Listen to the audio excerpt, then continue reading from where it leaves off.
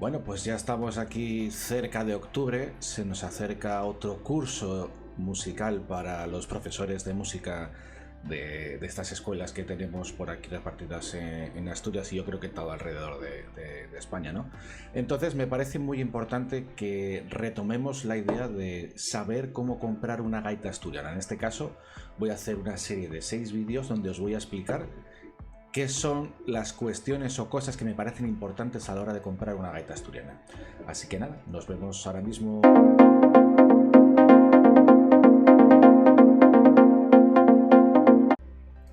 Pues para mí, la primera pregunta que me haría antes de plantearme comprar una gaita asturiana sería preguntarme a mí mismo ¿para qué quiero la gaita? Puede parecer evidente, pero a veces no somos conscientes un poco de qué queremos y luego no compramos una cosa que esté asociada a esa idea que tenemos. Por ejemplo, puedo poner yo el ejemplo que me pasó a mí personalmente, que yo me compré una gaita en si bemol con 2 roncones para empezar a tocar la gaita y la verdad que no fue la mejor idea porque me dio más problemas para lo que fue empezar a trabajar con la propia gaita de lo que yo me esperaba que podía haber tenido. Entonces es muy importante tener claro qué idea de gaita queremos tener.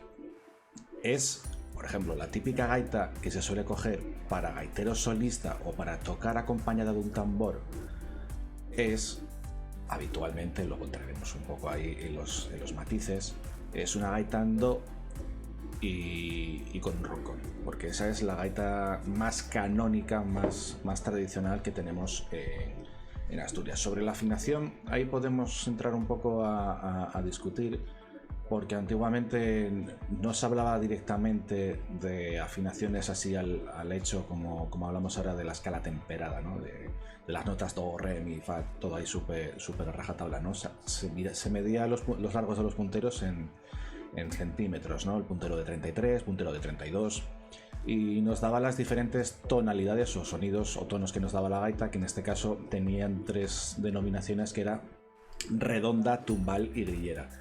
Eso quiere decir que, bueno, tiene que decir varias cosas. Una es que las gaitas tenían otro sistema de afinación, no era el sistema temperado, y entonces el sonido se regía un poco por esas medidas, ¿vale? Ahora, si nos vamos un poco ya al sistema temperado que tenemos, pues nos contaríamos lo habitual es encontrarse gaitas en do o en si bemol. Y un poco lo habitual es, aunque hay bandas de gaitas en do, si bemol suele parecer o queda relegado un poco a las agrupaciones de bandas de gaitas. Es cierto que hay músicos que lo que suelen hacer, por ejemplo, como se le puede dar el ejemplo de Tejedor, que va con 3 tonalidades de gaitas, va con do, con si bemol y con re. ¿Vale? Para gaitero solista, por ejemplo, hay una tonalidad que para mí personalmente me gusta mucho, y también tengo una gaita en esa tonalidad, que es en do sostenido, do brillante, que se llama también. ¿Vale? Es un tono que tiene un poco más de brillo el sonido, y para tocar de gaitero solista la verdad que se nota mucho, por ejemplo, para mí, en mi caso, ¿vale? Entonces os voy a resumir un poco esta idea de para qué queremos la gaita, y sobre eso vamos a hacer un poco resumen de todas estas ideas que estuve ahora mismo.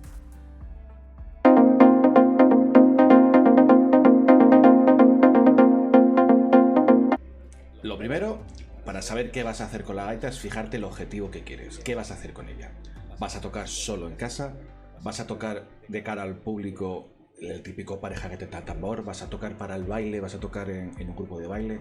¿Vas a tocar en una banda de gaitas? Pues eso es el primer objetivo que necesitas saber. Sin objetivo no podemos tomar decisiones a partir de ahí, ¿vale? Porque lo más fácil que pueda pasar es que cometamos errores y al final esos errores se convierten en dinero que invertimos y luego hay que andar moviéndolo, ¿vale? Entonces, tienes claro ya para qué vas a querer la gaita.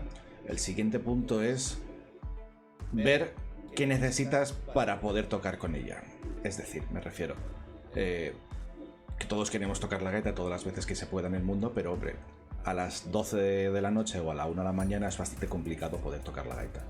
O en determinados momentos tampoco podemos sacar o tocar la gaita porque tenemos otros impedimentos, ¿no? Pues es importante saber qué medios tienes a tu mano para poder ensayar y poder seguir avanzando.